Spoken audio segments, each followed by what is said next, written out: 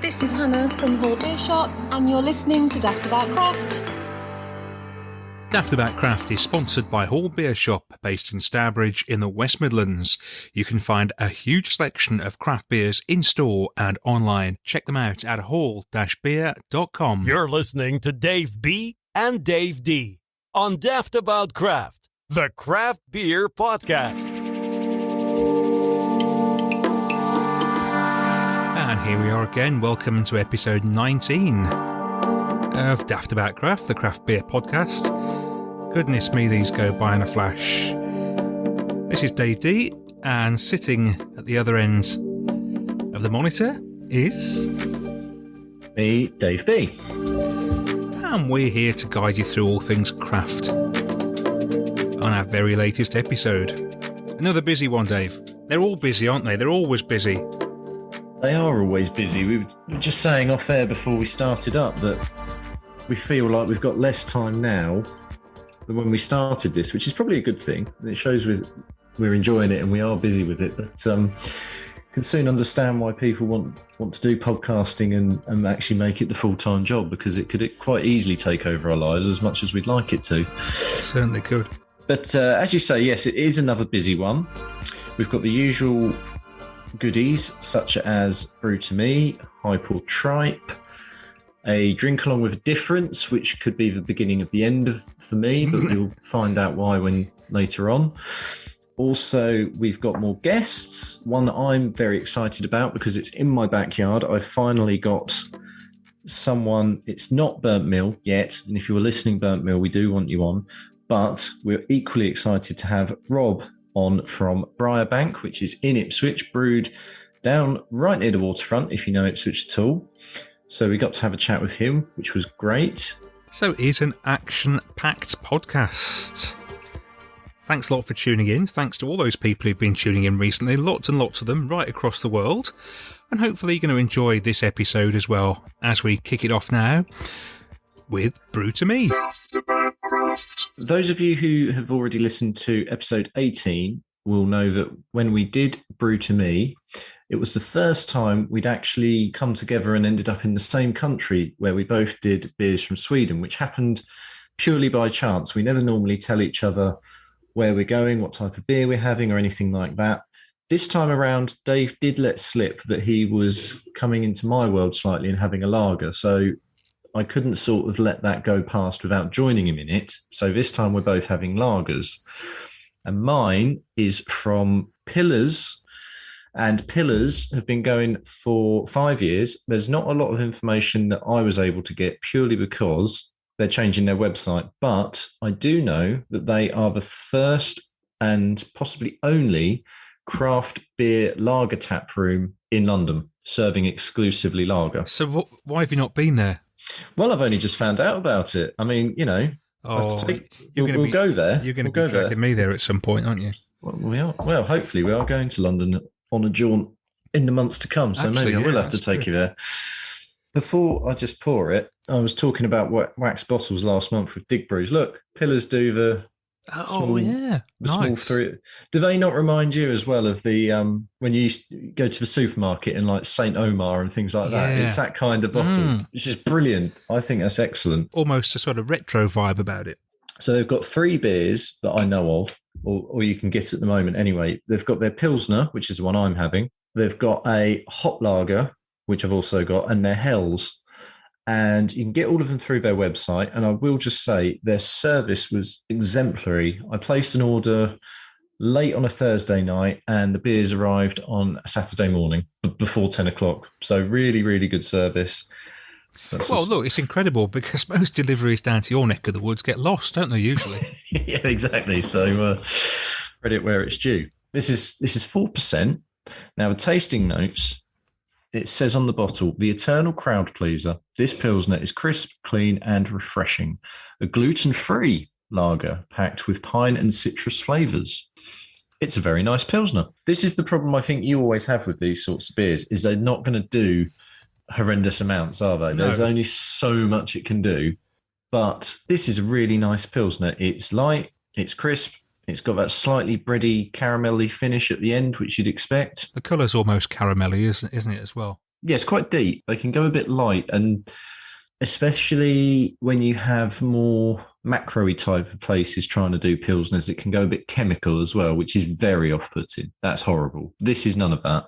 There's not masses to add on that. I'll drink this quite happily. I could have got my other little bottle out and made myself a pint of pilsner and a bit more, and that would have been great. Well, I'm going to do mine as well. So this is Panda Funk, which is a 5.5% pilsner from Errant in Newcastle. I may have had one from Errant in the long, dark and distant past, but only vague recollection. So I'm saying this counts as a brew to me, because I certainly haven't had a great deal of Errant. So I thought it was about time we tried one. So pilsners, you're expecting sort of that refreshing quality with them, aren't you? Sort of palate cleansing, thirst quenching, all that sort of stuff. Now, for the little peek behind the curtain, you've just finished a long day at work. And when I think of beers like pilsners, that's exactly what I want. Get it down the hatch and away it goes. Now, is it doing that sort of job for you right now? It's not one I would drink very quickly, to be honest, because I'll tell you why. It says it's got a light bitterness, but for me, there's quite a lot of bitterness there. And I can straight away see why, because we've got Cascade and Columbus involved. It sounds like you've got more of the real sort of craft take on it. I think so. I'm not wild about that personally. I've had enough of them now. I keep sort of having them from time to time, expecting to be pleased that they've really tapped into the sort of German Reinheitsgebot purity laws and all that, but they don't. And I get it. It's part of what craft is. You put this spin on it, but I think some things are best left. If there hadn't been a craft spin on it, I'd probably be moaning and saying, oh, this isn't craft. So I can't really knock them down for that. But it is clean and crisp. For me, the front of it is very bitter. It actually mellows out a bit towards the end. It's a bit softer, but at the front, there's a lot of bitterness there. Yeah, see, I think for me, just as soon as you said Columbus, I was like, Columbus for me should be nowhere near a beer like that. It just not for me. Whereas I don't even know. I mean, I could have a little guess at what hops are in here, but they're not listed on here. And whatever hops there are will be in very sort of sparing amount. Well, it does say here on the sort of notes on the Errant's website that there's a powerful yet small dose of C hops. And sort of C hops is Cascade, Centennial, Columbus, Chinook, Citra, that sort of thing. Then lower down it says, Cascade and Columbus. So it sounds like they're there in a small dose, but they really are packing a big punch for me, a bit too much for me. But that's just personal taste. There's nothing wrong with it. You said, with a Pilsner, it's not going to do much, is it? This is perhaps going a bit too far and doing too much for our tastes. Well, I'm very happy with mine. And if I can twist Dave's arm and we can go to Walthamstow and go try them, I definitely would. I'd be interested maybe in some Errant beer, but I don't know if I'm interested in that one. Daftaboutcraft.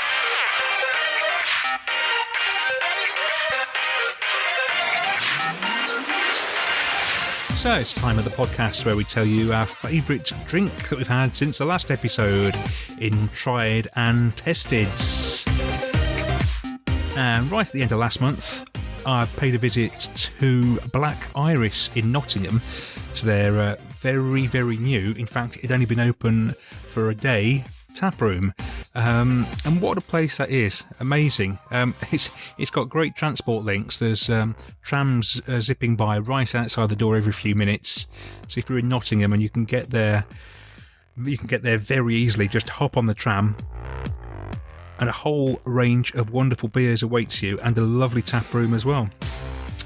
So it was there that I had a 10% double coffee imperial stout called Clawing Panther, which was just amazing. We had it with a cheese board, and that was probably the thing.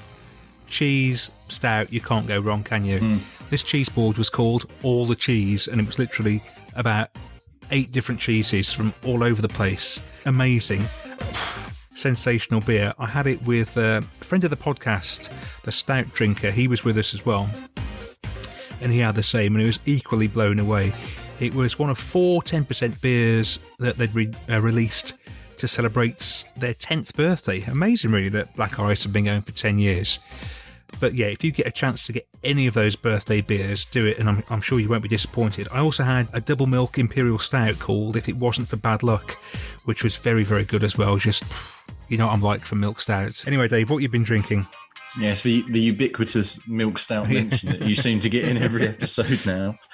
And I was a bit disappointed with myself when I saw my check-ins, because there wasn't really anything that came close to this, which is a shame. But the beer which stood out the most and I enjoyed since we've last been together was Momentary Bliss, which is Daya, although it is actually a collab with Glasshouse. It's a rebrew. It is just all the fruit, all of the haze. I think there was some Glasshouse in there as well. It did taste sufficiently different not to just be a straight Daya, but it just really worked. This time, it's staying very close to home in Ipswich, in fact, and we are talking to Rob Pike, the head brewer at Briarbank Brewing Company in Ipswich. Good evening. How are you? Yeah, very well, thank you. This is all a bit of a revelation because Dave makes out that Suffolk is an absolute hellhole and there's no craft breweries in Suffolk, but he's obviously wrong, isn't he? Oh, absolutely, yes. I can't believe you'd say that. Yeah, there are some very good ones, but I would still say we're thin on the ground. But Briarbank has obviously been in operation for a little while, hasn't it? Yes, so we've been here since 2013 now. So somehow we're 8 years old. Doesn't quite feel like it. But yeah, so I started when the brewery opened, and we've been tucked away just off the waterfront in Ipswich for those last 8 years. And as you say, maybe there is a slim pickings of places for good beer in Ipswich. I could slightly agree with that, but we're trying to fix that. If you've been there right from the start, were you somewhere else beforehand, or how did you sort of get into becoming a brewer? So I was essentially an avid home brewer, and I really wanted to get into brewing and a brewery job, as I'm sure a lot of people who've got really into home brewing, have always wanted to do. And then I'd noticed that this building was all boarded up and there was room, and that it was turning into a brewery. So of course, the first thing I did was try and find out what was happening, and then went and knocked on the door basically and said, "Look, I'll come in and do whatever you want. I'll come do trial work, anything you like." And that's how it all started. They took me on. There was a consultant brewer who helped install the brewery and get it up and running. And then a good couple of years after I started, they just left, and I found myself the only person here. So it was very much learn on the job and sink or swim. But it's, like I say, we're now 8 years old, and I'm still here brewing, and we still have customers, which is great. Well, that sounds like a bit of a dream come true then, with you just being left to your own devices almost. Yes, yeah, it was it was a great opportunity, and like I say, I can't believe that we're now 8 years in. It's been it feels like yesterday that I started. I still really enjoy it. Every day is a new day that something else goes wrong, or you learn something new. It's brilliant, yeah. 8 years ago, the beer landscape looked very, very different to how it does now. So how have you sort of found that in your time as a brewer?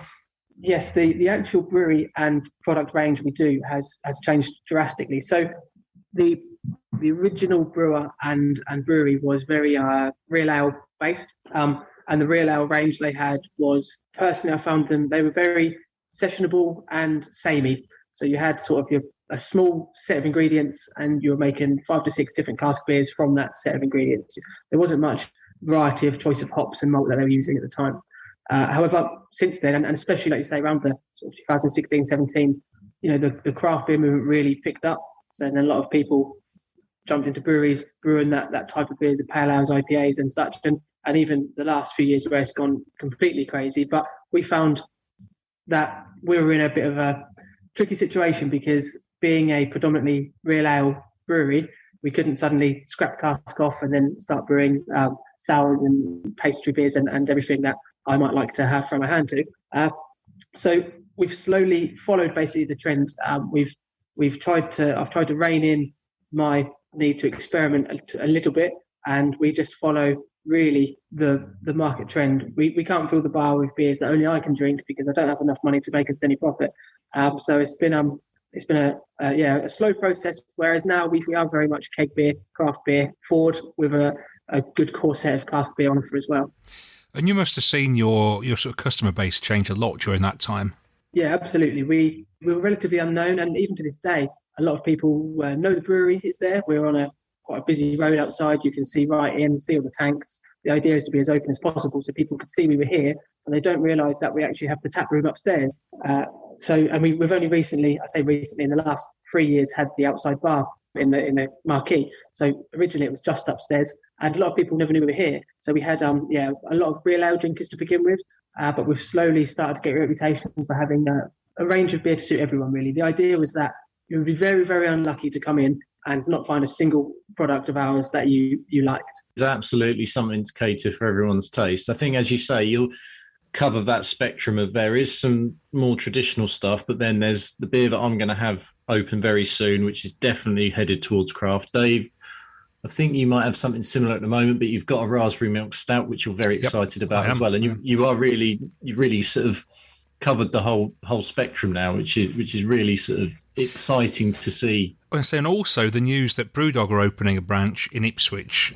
Potentially, yeah. How do you feel about that? Because surely that would actually send some more trade your way. Absolutely. When I very first heard it, I had a sudden cold sweat of, oh dear, how's that gonna affect the bar? But in reality, we sell, other than the cider and the odd keg of Amstel, all of our products are our own.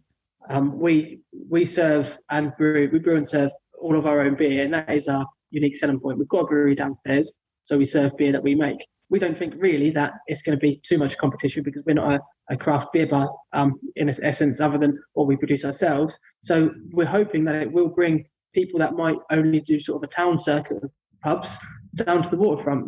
If they add us onto that circuit as well, then it's great. I've never had any relation with Brewdog at all, so I'm not quite sure how open they are to local business and breweries, but it will certainly be an avenue that I go and speak to them. I doubt they'd stock any products of ours because you could literally walk around the corner and have them here, but it would be worth the conversation to see if there's anything we could do in the future. Anything that brings people that are more open-minded about the styles of beer they drink to the waterfront, in my mind, is a great thing. So, Dave, what did you say you were drinking? I remember having it for the first time on keg, and I think in my Untapped comment, I said something like, this could easily come from much, much bigger breweries and people would really love it. And it's Hop to It. So Hop to It is a Mosaic and Simcoe double dry hopped IPA. So Hop to It originally started as an Easter special on cask, and it was packed full of hops that I needed to use up. And since then, every batch was hopped differently. We kept the strength at about 6.2. But as it developed, then as we were using up these hops, I found that actually I really liked the Simcoe Mosaic blend. Then as we've progressed, we've had to slow down and lower the cask range we had on offer. But rather than just ditch beers altogether, we decided to, well, why don't we put this into a keg, carbonate it a little bit more, see what's like a little bit colder, and that is essentially how Hop to It came about.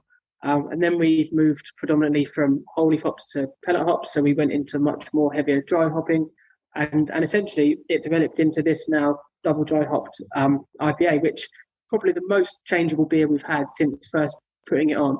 It went through so many reiterations of the recipe until we got to what was happy. And I really like Simcoe as a hop, so it's very Simcoe heavy. Some people found that a little bit too resiny, so we put a good balance of Mosaic in to give it a little bit of fruitiness as well, to try and balance it out. And it's become one of the most popular beers. This one is a bit more Simcoe, actually, than I remember the last one I had. That doesn't make any sort of worse to taste at all. It's just different, as you say, but it's still very, very enjoyable, and still, I stand by my comment that it stacks up really well to what big boys are putting out, that, with massive kits. And further down the line, would you think about cans, or do you want to stay with the bottles? We moved to bottles because we didn't know if we were going to dry up or sell out or at all. It was just something to keep us in business over the lockdown period. We didn't massively invest, but in the future, if we can get into cans, that is 100% where we'd like to go. The only thing is, a lot of our, we offer a range from your best bitter all the way through to this Hop to It. We don't know how well received our bitters, golden ales, stouts, that kind of thing would be received in cans, and we haven't really got the space to split between bottle and cans. Right. So it's going to be a big decision. As much as I'd love to just put everything in cans, you'll have to see. Again, our customers are sort of farm shops, that kind of thing. You know, your little smaller shops more so than the craft beer shops because they're more can heavy. So again, it's just going to be weighing up really which kind of market we can tap into more. The sort of reason I asked that question is because I've got the session pale in front of me, and I reckon this must be one of the only session pales I've had out of a bottle. Immediately, my brain tells me that, oh, this is going to be quite traditional in its taste. But it really isn't. You know, there's Amarillo, Yucano, Citra, and it is a modern tasting beer. There's no doubt about that. Yeah, I'd completely get. Yeah, absolutely. The Samuel Harvey there, the session pale is all American hops. It's very citrus forward. Yeah, It's not we do a perpendicular, which is much more of an English golden ale. But yeah, I completely agree. We have a mango New England pale ale that we brew, which is loads of mango puree in it. Yep. Comes out looking like mango juice, and I have seen people pour it out and look at it and think, "What on earth is that?" Because it's come out of a bottle, they've almost had a heart attack. You just don't expect it. That would be fine because I've poured beers that have mostly pulp out of a can before, but it doesn't shock you because it's in a can. Yeah. It's just that section between bottle and can. And in reality, they are just two different vessels. Yeah, exactly. There's a big mindset though, and people associate certain things with certain vessels, whether it be the can or the bottle. That's the thing. Yeah, absolutely. And we'd love to. I'd love to just start doing a big range of craft beers that were quite wacky and out there because one, they're very interesting to brew. However, our whole brewery and bar setup leans more towards the traditional. If you've ever been upstairs in our tap room, it's nice. It's all wooden panelled. It's nice leather seats. It's got a much more traditional feel. So we have to stick to our roots, which is our good real ale cask beer and our bottle conditioned bottles as well. And I really like the feel of a bottle as well. But cans will probably open up the market. However, it's all down to really what we can physically do in the brewery. You hopefully might be getting a bit bigger in due course. Yes, well, since we're opening in May, we only sell at the moment to our tap room upstairs, our small pack bottles out into trade, to shops, and to our sister pub next door. And with just that trade, we are struggling to keep up with beer. The bank holiday weekend just gone. We had a great weekend. It was the first festival we've done since shutting down way back when. We had such a good turnout that by Friday night we'd run out of all the guest beer. Pretty much, we'd sold 8 casks of guest beer. We were low on all the kegs. So Saturday morning I went round and picked up a load of beer, so we had some beer left for Saturday night and Sunday day. But it also meant that our own beer as well was completely drunk dry. And because I jump in and help on the bar over the festival, nothing happens to the brewery. So we get to Monday and we're completely out of beer. So catch up begins. But with that problem, as much as it's a problem that we've had to stop certain products going out because we haven't had a chance that can't fit them in the brewing schedule, does mean that we are now looking at, hopefully in the future, raising the capacity of the brewery. So at the moment we're at a small 2.5 barrel with 4 fermenters. We're looking to hopefully move up to maybe a 6 barrel with 3 to 4 fermenters depending on space. The biggest problem is we are very small. We're in an old square 1950s Lloyd's Bank, now converted brewery tap room, and we can't do too much to the outside structure, and inside is very tight on space. So as we have our bar cellar in the footprint as well, it's not really a cellar, it's just on the ground floor. It's just going to be a case of juggling space, and of course it's a very big investment to increase the capacity of the brewery. We want to make sure that we can actually invest in that and then carry on this drive of trade all the way through. But we do an experimental range, and that is the exact reason for it, is that I have something pop into my head and brew it at the first available time, and we'll see how it goes. So we've done so many. We've had a smoked pilsner, we've had a sort of a strong Belgian ale, a saison. We just brew whatever I really fancy. Strong Belgian ale was really good. I remember that. Yes, yeah. Some of them they tend to near onto the stronger side, as it's a good excuse to brew something a little bit stronger. So yeah, as soon as we have time, we will try and always push out a new beer. So the session sour has gone down really well. It's all gone. But now is the big one, because I've got a raspberry milk stout from Briarbank to open. And I'm quite excited because if you've listened to recent episodes of the podcast, you'll know that milk stouts have become my almost sort of go-to drink, and I'm really enjoying them. No pressure here with this one.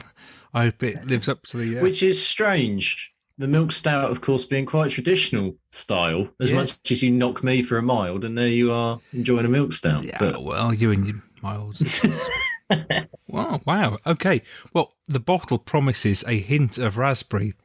I get a lot of raspberry.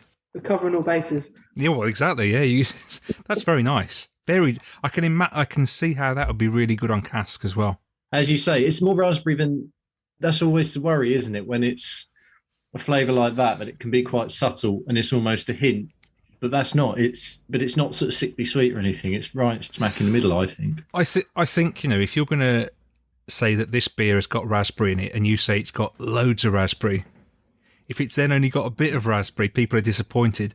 But if you offer a hint, and there's a shed load of it, people are going to love it. Under promise, over deliver. Absolutely, every time. It's the way forward. You've nailed our marketing strategy. So how long's the milk stout been sort of in operation then? So the milk stout, we brewed a few batches of a milk stout, just because it was a style I wanted to brew. And then one day we had some casks of it, and I thought, what can we do with these? So I popped the tops off and chucked some raspberry puree into the top of each one. And it was we put it up on the bar up here, and it was really nice. Then we did another batch and raspberry puree the whole lot.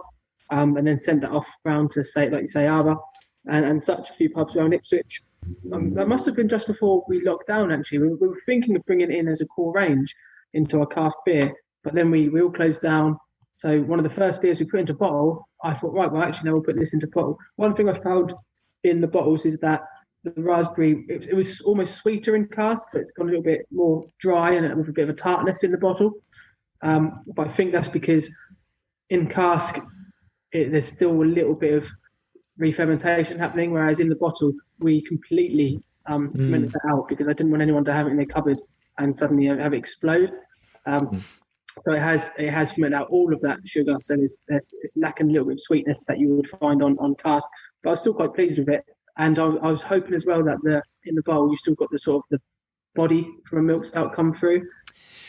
It's only 4.5%, but it pours thin, but it doesn't taste particularly thin. Yeah, the worry about putting fruit in it is that all the sugars ferment out and it will dry it out. So we mashed really, really low to try and stop it fermenting out so dry. Because one of the other points of our breweries, we don't really probably mention this enough, but all of our beers are vegan friendly. So as much as it's a milk stout, we put a lot of oat milk in. Yeah, we don't use lactose or any isinglass finings, just basically because we trialled we used to use isinglass because it was the go-to fining, but as you may know, it obviously means that it's not a really vegan-friendly beer. And we trialled some vegan-friendly finings, found that they worked for us, so started using them. We didn't really push the whole we're vegan-friendly thing. It just meant that if people came up and wanted to enjoy our beer, they didn't have to worry about it. So we kind of went for the whole range of it.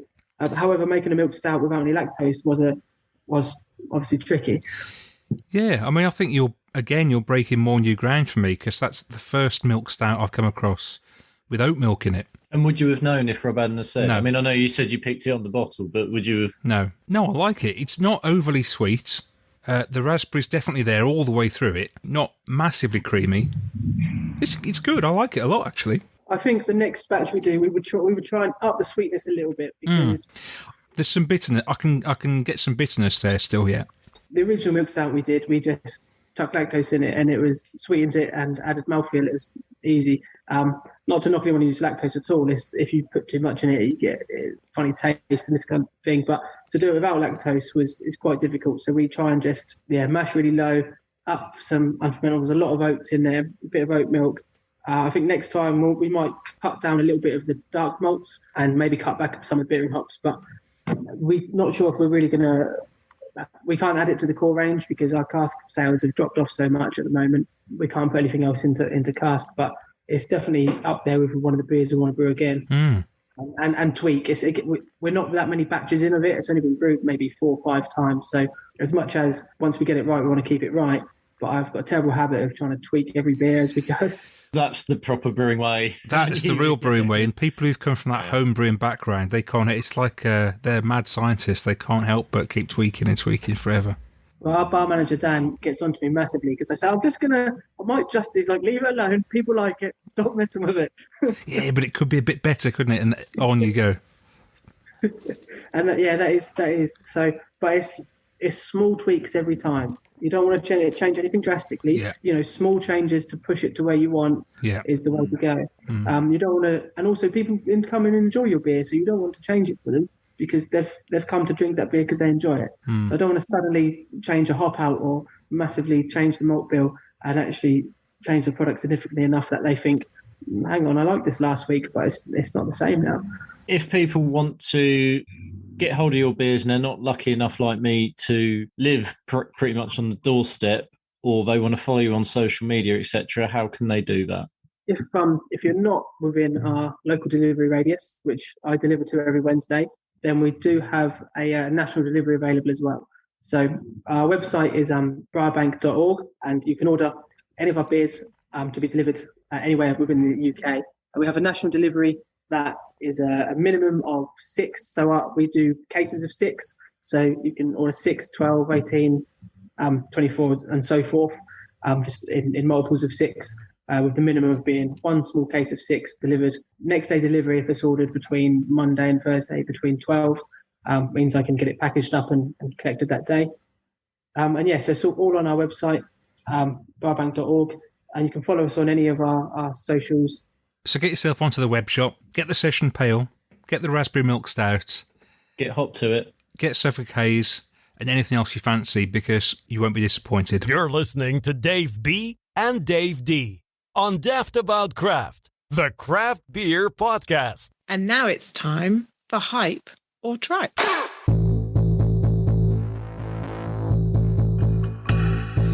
Now, when it comes to hype beers, in the last few weeks there's been only one hype beer. Sure you know which one it is.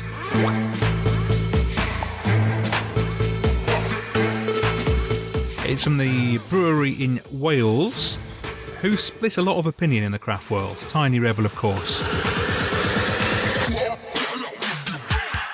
And they're 18%, yes, 18% Stay Out, which is to take on, of course, their Stay Puffed Porter range. However, this beer is such a hype beer, it has sold out pretty much everywhere, especially in Suffolk, hasn't it, Dave? Not even got a sniff of a can anywhere. I have tried, obviously, but I just cannot find it. So, I say you found it. You were gifted one. I've got to say, yeah, massive thanks to the Stouts drinker. He procured a shipment of 6 of them from Newport, and very kindly gave me one without even asking, which was very handy. So, this is what happens, you see, when you go to beer festivals and you become the face of the podcast. You know, you're just sort of signing autographs, kissing babies' heads, being given free cans of 18% beer. Truly, you are living the dream. Whereas I could not find it. But of course, I have to have a beer for this segment. We put our heads together, and Stay Out is the amped up version of Stay Puffed, of which there have been many iterations. What I've got is Northern Monk's Death by Stranick Twist Edition. Now, they've done plenty of Stranick beers, and Northern Monk have also done a few versions of Death and Glory. So our thinking here is I'm just having another version of that. How does it compare to the others? Obviously, Stay Out's not really going to compare directly to Stay Puffed, but it is still an amped version of an existing beer. That's our logic. Hopefully you'll indulge us and allow us to go on with it. But I think most importantly, I think what the people really want to hear, myself included, is about Stay Out to start with, because I'm very interested. Before we open the can, this lovely, sleek 330ml, which is the correct sort of size for that. Oh, this really, I mean, it should be even smaller, shouldn't it? But that's another conversation. We should sort of say where we stand on Tiny Rebel, because such a divisive brewery. A few years ago, when I was sort of moving between the traditional German and the Belgian stuff, and I was starting to get into craft more and more. And one of the beers that I can still remember, and I've been drinking craft for a bit anyway by then, but it was when they did Club Tropicana came out, and it wasn't sort of in the supermarkets like it is now. And that was on tap at a beer festival. And I couldn't believe it because it was like having a Solero in a glass. And I thought that was phenomenal. They do still do some actually quite nice beers for me personally. We had the flake one, didn't we? Not that long ago. The 99. Remember that one? That was good. Yeah, that was nice. Pineapple Express, which again is available in supermarkets. I don't mind that. No, I actually quite like it. However, it's sort of when they start doing, ham and eggs flavoured this and cheese and mint or whatever it is, For me, it gets a bit silly then. They have really pushed the limits of this Stay Puft series. As you say, there's been honey glazed ham version. Well, there's been mint. I did a quick look actually at some of the versions. I've just to reel a few off. Stay Puft Coconut Cream, Peanut Butter and Jelly, Oreo Stay Puft, Chocolate Mint, Hazelnut Stay Puft, Raspberry. There's anything you can think of. They've thrown the works at it, haven't they, in this range? And when I see something new out from Tiny Rebel, I don't think, gotta get that. They're not a go-to craft brewer for me anymore, like perhaps they once were. However, if I'm out and about and I see somewhere has got like a Cali Pale or something on draft, I will often go to it if there's nothing else very interesting on. They've got certain core ones which they have nailed. I've got a friend who will quite happily have Stay Puft, also really likes the Jam Donut. Peaches and Cream, I've had that on tap and I thought that was pretty nice probably a year, 18 months ago. They can do some decent enough stuff, but I think they are sort of sneered a bit at now. I think one word that often springs to mind with Tiny Rebel is synthetic. I just hope this Stay Out isn't synthetic. And I've read a few reviews that say it is and others that say it isn't, so we will see. Poured it out into the glass. No head, of course, as you would imagine. Not actually as thick as I thought it might be. So what is it actually promising here, apart from the fact it is stupid strength? It's actually a very similar can to Doom's Night. Doom's Night's had very favourable reviews. I've not actually had that. Well, that was another one I should have mentioned. I quite enjoyed that. That was good. Now, on the can, it doesn't actually promise anything. Okay. I wonder if they can extend this theme much further. Is this the last one, do you think? Have they gone so far now, this will be it? Don't know. I don't see that you can go much further on the ABV style because you're dangerously close to being a liqueur as it is at that strength. I'm sure they can find other flavour combinations if they want to do that, but perhaps this is the way to bring an end to that as a thing and just keep the core Stay Puft in and maybe the most popular variants or something. Yeah, maybe.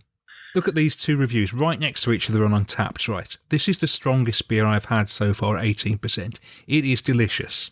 4.5 out of 5. Mm-hmm. Next one down, very poor. A boozy mess with chemical astringent aftertaste. I'm not sure the high ABV was a good call. I'll throw my other half can in the cellar for a few years and see if it makes a half-decent barley wine. So very divisive. Okay, yeah, that chemically astringent is the thing that would be worrying me, I think. Yeah, well, it's like we just said, that synthetic thing as well. Well, I can tell you one thing categorically. You wouldn't like this. And I wouldn't like this because...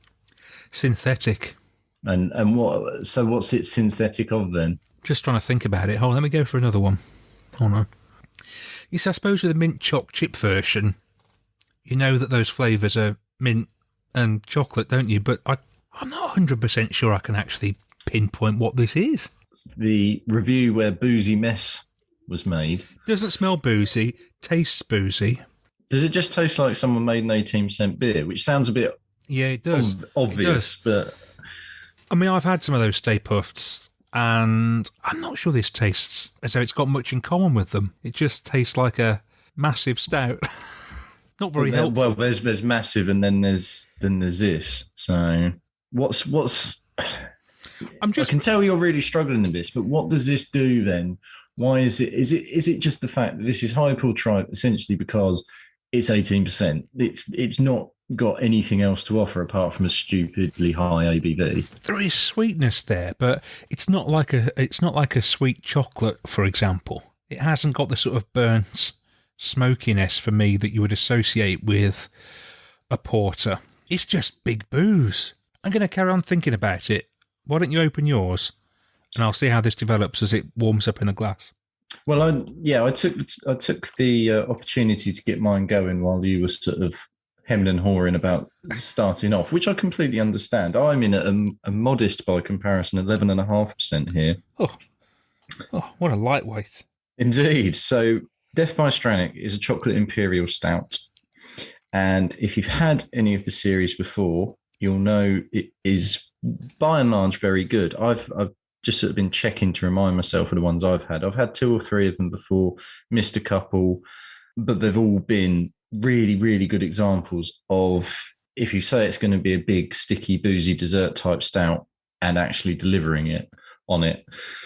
I remember having the Black Forest, I believe, and I thought that was great. I've had a couple of the others, but this one is straight chocolate imperial. So I get indulgent chocolate, sweet creamy coconut, and vanilla. I got to just interject. Right, I've just had another couple of sips. I'm now getting a sort of slight burning sensation at the back of the throat. That would be the 18%, I imagine. Which is always what you sign up for. So this, weirdly, I've just checked a couple of reviews I've given previous Stranicks, and I really didn't like one. So just goes to show how mine changes, because I remember having Stranicks and thinking, oh, yeah, these are bee's knees. And there's one there. It was a sticky toffee barrel-aged one. Did not care for it. Oh. And I think I remember having that at Northern Monk's Dark and Wild night. Oh, which you've got very fond memories of as well. Which I have very fond memories of, so that's interesting. But anyway, enough of the past. This is really good. This is really good. It could almost benefit from a little hint of black cherry that would really top it off in terms of the flavours. It is big chocolate, but it's not just sort of hit over the head with malt chocolate. It's deep, luxurious chocolate. Yeah, and it's a bit bitter, but it's nice and full. It's too big a can again, which is our popular refrain. I can't get through a whole 440 like that very easily, but it's really nice. So my wife just came in and she's just tried a little bit of this. She's a big Stay Puft fan. Just tried a bit of this. She said it tastes like a very, very nasty, cheap, horrible rum, which just burns the back of the throat. I think we're in the tripe camp here, Dave. It does seem that way. I mean, your face told 1,000 words when you first tried it, and it's not changed. And then Lisa sort of compounded it. Yeah, that's not for me. My biggest complaint with these big stouts and porters usually actually is the overwhelming sweetness, but this is not overwhelmingly sweet. It is sweet, but not in a huge amount. It's just sort of alcohol burn. Yeah, which just isn't pleasant. And it was sort of always a potential byproduct of doing something like that. So I think maybe if you had this between 3 people at the end of a night, at the end of a heavy session, when you're already sort of mildly intoxicated, you might enjoy it. The way you've described it, it almost sounds like it'd be better if you're having that heavy night and you want to try something different, that comes out and it's put into shot glasses at a bar. It's that kind of strength and it's that kind of thing. I'd love to say there was lots of rich chocolate in there and a bit of roasty coffee, but it's just alcohol. Tripe. Well, that's very conclusive. I would just like to say with my Stranick, it's slightly gone off the boil after a strong start. Mine's just gone a bit chemical as well. And it's now becoming a bit more of a chore almost to drink. So what we can maybe draw from this is that big ABVs don't necessarily equate big, nice beers that you would want to try again.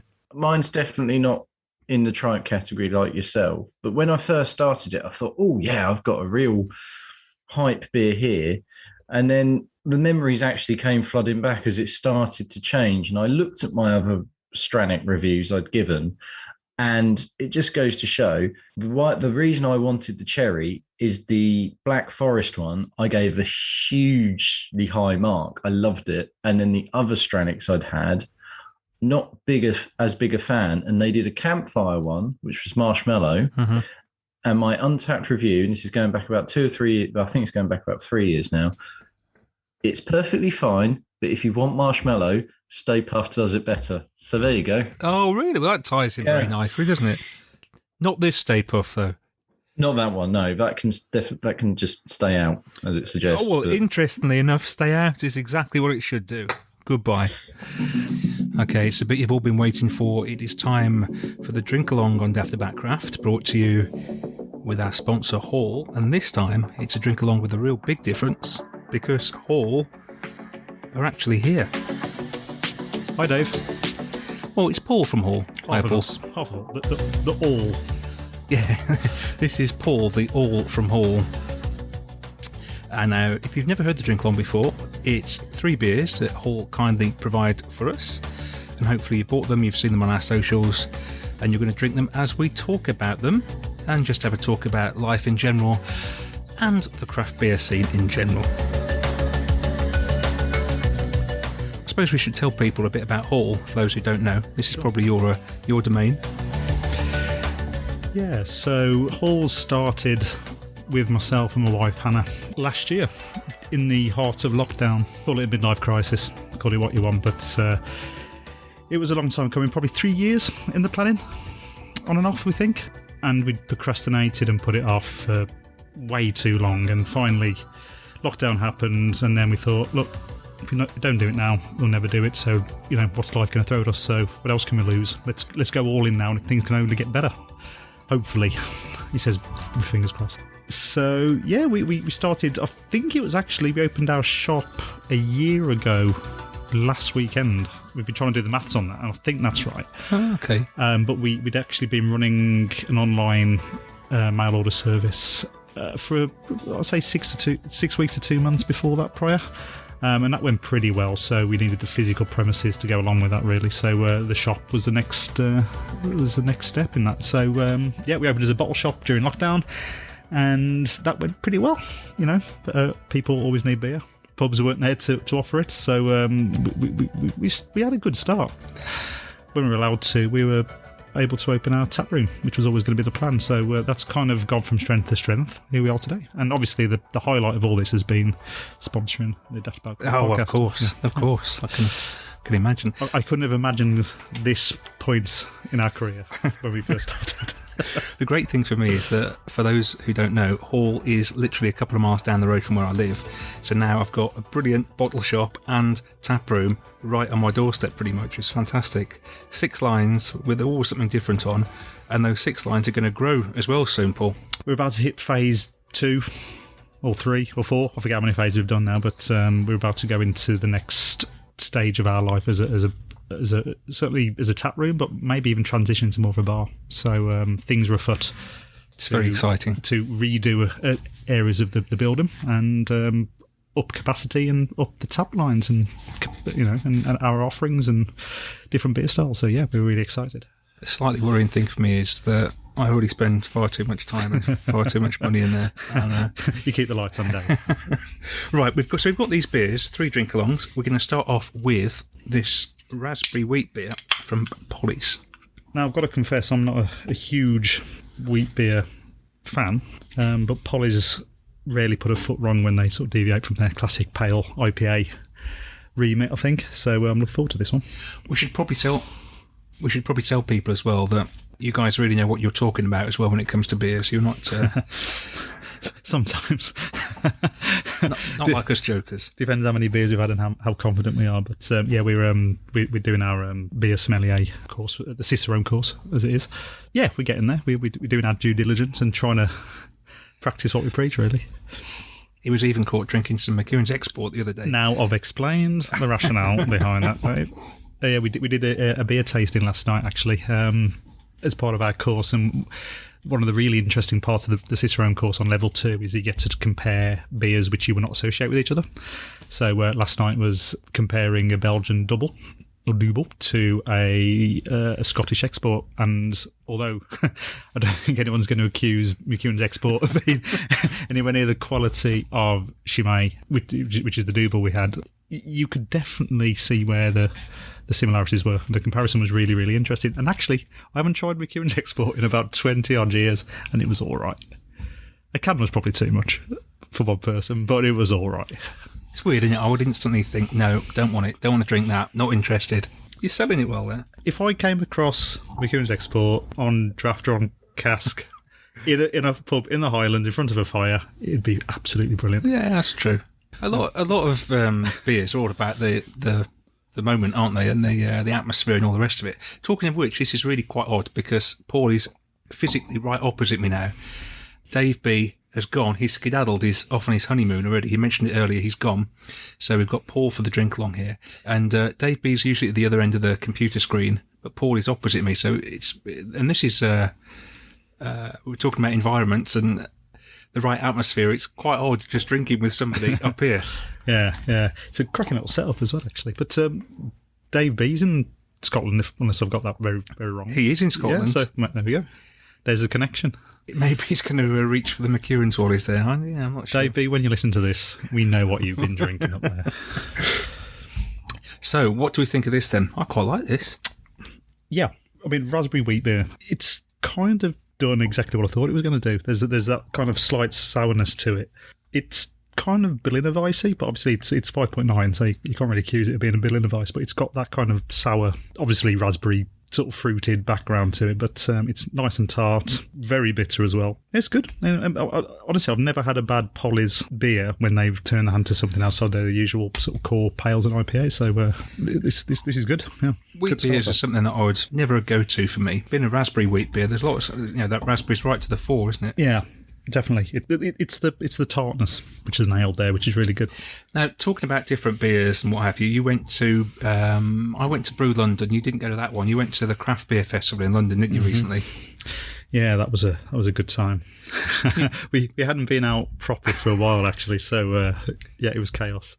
And you went on the Saturday session, didn't you? The daytime. Yeah, myself and Hannah went with a couple of friends. And I think what our listeners really want to know is how many beers you checked in. I can't remember the figure. You know. I actually can't remember the figure, but it was approaching 40 odd. It was more than 40. Was it really? Yeah, That's disgusting. Yeah. What a ridiculous person. But no, there was there's method behind the. It's not as bad as method behind the sounds. The casual alcoholism. Yeah, so we kind of went out of way to try as much as possible. So all four of us would go off and grab what we wanted to try and then share it, which is clearly not COVID safe. But hey, we're all in a bubble. Yeah, it was a long weekend and it didn't stop on the Saturday. We went out on the evening as well, and then carried on Sunday down the Bermondsey Mile. What were your standouts on the Bermondsey Mile? Well, the ones I wanted to go to were closed, so that was a good start. And we actually started off at the wrong end, so we went all the way down to the Three Hills end and the Colonel end, and they were all closed. We should have checked that first. We had to walk another sort of mile and a half, hot and thirsty, and dehydrated for some reason. I don't know why that was, from the night before, I think. And then, yeah, when we got there to the top end where Cloudwater sits, we sort of got into it. My kind of standouts were Anspach and Hobbs Day. I've had some of their stuff before, actually, but they do that kind of mixed firm stuff really, really well, and I had a couple of their sort of mixed firm pals and IPAs. We all agreed were really, really good. And I'm probably going to get fired from the beer drinkers guild or whatever it is, if there is one, where it was Hawks' Cidery. Wow, was really, really good. But again, I think we were saying on just before this started, the weather and the location always helps. Yeah. And we had some really, really good ciders there, which really hit the spot. And again, not a cider connoisseur by any stretch. Often avoid cider, but I've had a lot of ciders recently, which I'll just go, why am I drinking more cider? I should be drinking more cider. You know why it is? You know why it is? Because most of the time when you go to normal pubs, you just offered the standard Thatchers and Strongbow and all the rest of it, aren't you? That's what it is. Yeah, and that's a shame. I mean, there's a couple of local pubs certainly around by us who do really good cider offerings, but yeah, they do kind of veer towards that overcarbonated, fizzy stuff, or you get that kind of almost overwhelmingly fruity, scrumpy type thing, which is almost undrinkable for me. Yeah. Right, so we're pretty much through the Pollies there, which we both enjoyed. So we're going to go on to our next one now. So if you're drinking along with us, literally, get your can of Fallen Acorn out, your New England IPA, and get ready to pour it. got high expectations of this one, Paul, because Fallen Acorn, all of a sudden, are a huge, massive upward trajectory. Yep. Yeah, certainly in terms of quality. I don't know if that trajectory's followed with their popularity at all, but I just rate this brewery so highly. Again, they've kind of cut their teeth on all the classic styles you'd expect from a craft brewery. Their stouts have been brilliant. Just knockout, aren't they? Knockout. So they're big imperial stouts as well. I'm thinking specifically of things like Revenge of the Sith-Faced, which, is a sort of 10.5%, 11%, whatever it was, impy. It was just so well balanced and so easy drinking, and it was just a wonderful experience. And yeah, everything we have by them, everything we have in the shop. It's weird though, because if you rewind 12 months, you didn't hear so much about Fallen Acorn at all, did you? No, they haven't got that kind of glitzy PR going for them. That's true. That kind of self-imposed demand that the craft beer industry dictates must happen every time something interesting comes out, and they and sort of cultivates that want and that FOMO. They haven't really had that, although everything's been reviewed really highly. They just literally go about their work quietly. They remind me of the Colonel in that regards, and I will mention the Colonel 1,000 times during this because I'm a bit of a fanboy. But I think the more you drink, the more you experiment with, and the more different types of beer you try, it becomes very apparent that you really appreciate that sort of classical style approach that the really good quality breweries do, and they don't have to show off about it. Yeah. And it feels like Fallen Acorn falls into that. So what do we make of this then? New England IPA called Crystal Haze, Citra, Simcoe, and the slightly divisive Cascade in there as well. Very divisive Cascade. This has got that kind of... It's not mixed ferment, it's not fermented in any way, shape or form outside of the standard fermentation progress, but this has that taste a little bit to it. Now, that could be the Cascade actually throwing its usual wobbly. But I think with this, it balances really nicely. It's an IPA classed as New England, but again, this is where that sort of divisive blurred line has come in, because I'm getting more of a West Coast push on that. If you look at that colour, it is almost West. It's that West Coasty yellow almost, isn't it? That yellowy orange. And the aroma and the that sort of bitterness forward approach is definitely there. It smells quite West Coasty as well, actually. Yeah, it smells really West Coasty, and that kind of definite, this is a New England, this is a West Coast categorisation, I think is dying a death. It's a marketing thing, let's be honest, and things are always going to overlap, but this is really, really good. And again, 7.2, dangerous. Because it doesn't taste like 7.2. Although there is a little bit of chewiness you get with those kind of really big IPAs. I'm liking how they sort of hesitate calling it a double IPA, although it's kind of going towards that. It's another great beer. I was saying to Paul before, where we are here, we're sort of in a loft, and you have to climb a ladder, obviously, to get up here. But if you're drinking this too fast and too many of them, you needed to get to the toilet in a hurry. Yeah, I feel like I've been fritzeled here, Dave, if I'm honest with you. Yeah, well, actually, I'm going to run off and just shut the hatch in a bit and leave you up here. It's like a boozy Anne Frank.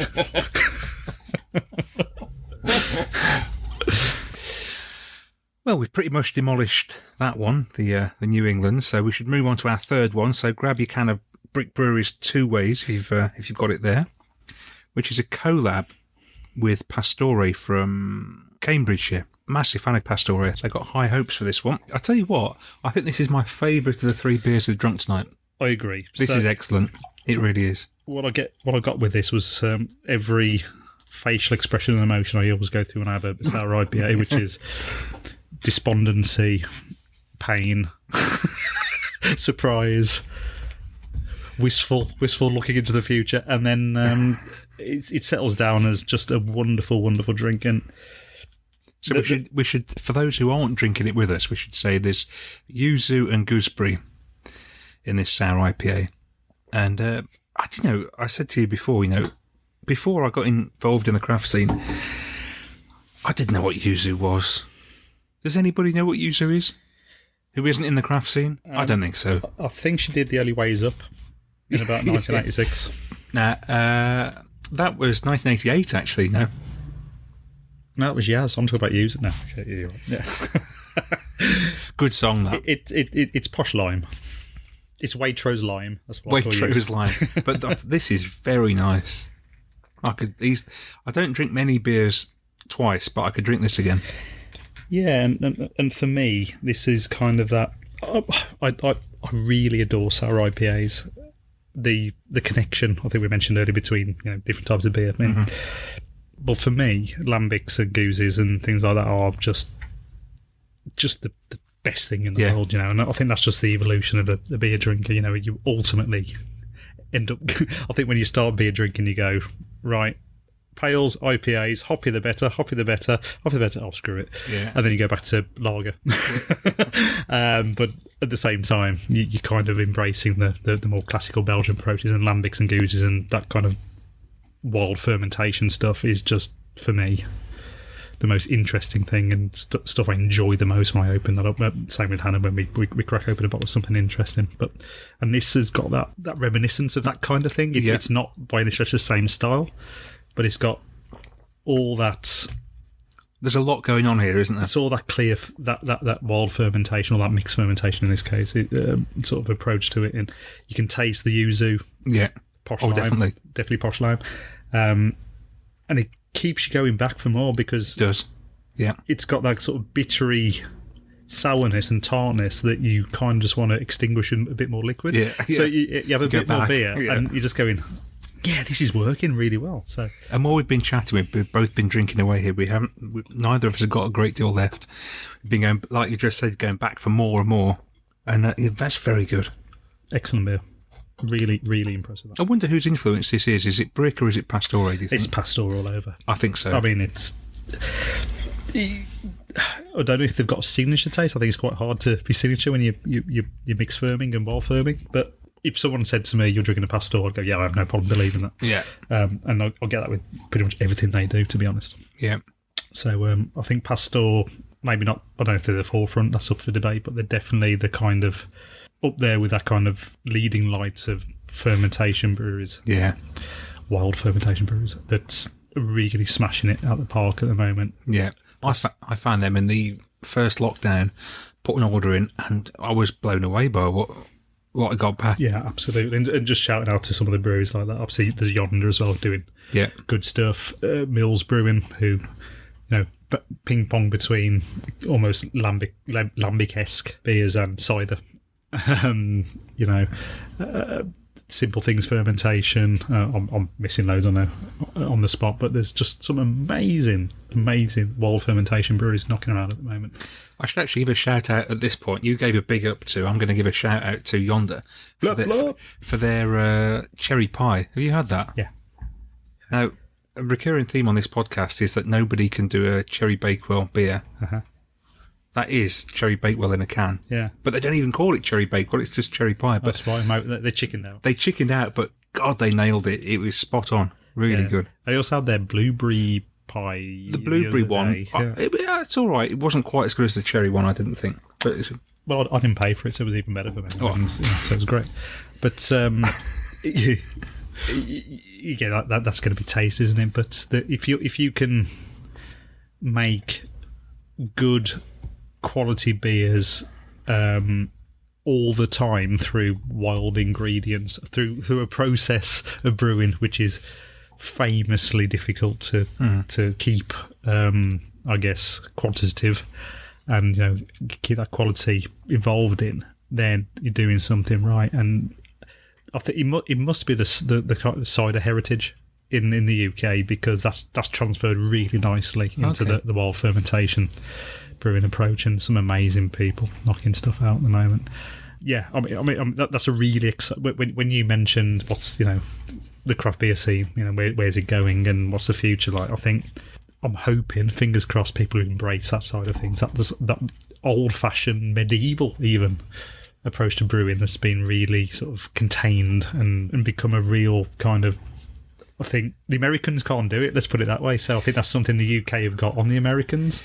Do you think that in 5 or 10 years' time, the traditional British pub will end up dying out because places like your bar have taken over? I hope not. You live a British... Awful man. Why would you say that? But I would much rather come to your place than a traditional British pub. Oh, God, I hope not. No, we want you in our place, obviously. But you love a traditional pub, don't you? I know that.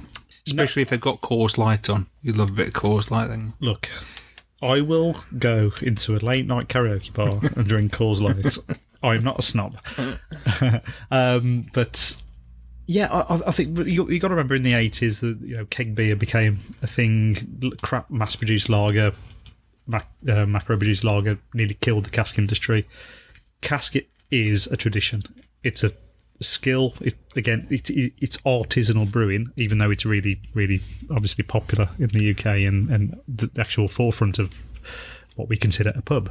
But if we lost that because of young upstarts coming in with it, young upstarts like you, stupid bloody keg beer, I mean, I'd be absolutely gutted. So you think there's a place for both? There's a place in my heart, a place in my stomach, and there's definitely a place in the world for it. Oh, we've polished that off fairly quickly while chatting away. Hope you enjoyed it, and I reckon that's about it, really. I think we're there. Enjoyed that. Thank you, Dave. Did you enjoy that? Wasn't too traumatic for you? Drinking in the loft with a bearded man it's my dream. We make dreams come true here at Daftaboutcraft. So hopefully you've been drinking along with us, and if you haven't, then there's no excuse. You should do it next time. Watch our social media, watch Instagram, and you'll see us post 3 more beers in a few weeks' time. Get those from hall-beer.com. Put in the code DAFTHALL to get 15% off. And then you can drink them as we're drinking them, and we can compare notes. Tell us what you think on Instagram, and we'll maybe relay some of your comments on the next episode. And if you're ever in Stourbridge, here in the West Midlands, get yourself down to Hall Beer Shop. And Paul or Hannah will be there to service your every need. Daftaboutcraft. You've been listening to Daftaboutcraft, the craft beer podcast, sponsored by Hall Beer Shop in Stourbridge in the West Midlands. Check them out at hall-beer.com.